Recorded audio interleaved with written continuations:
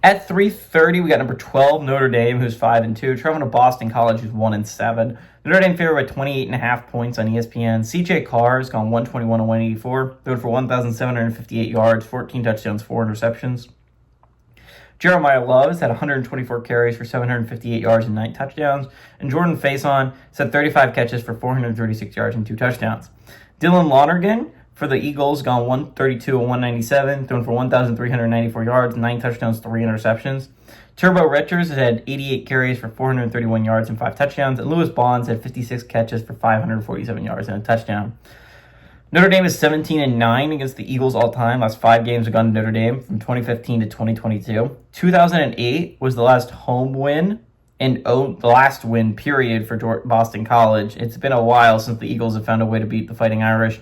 And Freeman is 1-0 against Boston College during his tenure as the Notre Dame head coach. Again, it's going to be this is a really important game for Notre Dame to get right, to get into a little bit of a groove, right? Looking at the schedule moving forward. Again, 5 teams are really going to determine Notre Dame's schedule. Right now, their at-large bid is not very good. And not because of the losses, right? The losses aren't that bad. A home win to A&M counts as like 0.625 of a loss.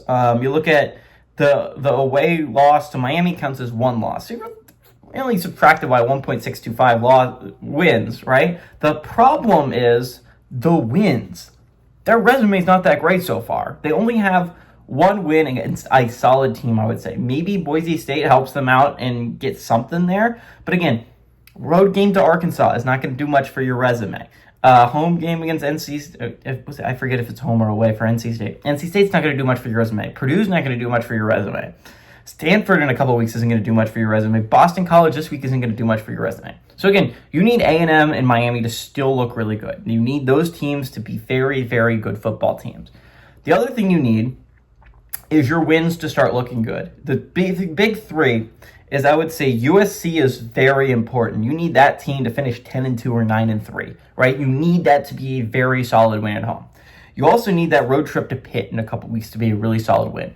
Ideally, that's an 8-4, 9-3 squad. 9-3 squad would be the dream because that means they beat Georgia Tech and they beat Miami, and that's a very solid win on their resume then. Maybe even 8-4 is fine if they lose to Miami but beat Georgia Tech. Like, you want that team to look solid. And you also would like, when Navy comes to town, if Navy can win outside of you, that would be awesome for you as well. Again, there's not a lot of opportunities to pick up these great wins for Notre Dame. So the rare opportunities, you need those teams to do awesome in the regular season. And you need the teams you lost to continue doing awesome in the regular season. Notre Dame right now is not in my college football playoffs. They're not even all that close. Because again, their best win right now is a home game over USC, who has 5 total wins so far. Now again, that win could end up being pretty good. I think USC is a pretty good football team. So again, I think there's definitely levels to this, but I do think that you need some big wins down the stretch, and you're going to be watching a lot of other teams. Is my point for Notre Dame. Is there are 5 teams, maybe even 6 teams if you're going to include Boise State, that you are just hoping and praying look like really solid football teams.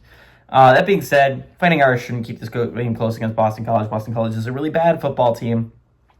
The Eagles kept it pretty close against Louisville, but I think that was so they didn't get eliminated from bowl contention. I think they were trying to get it up for that game.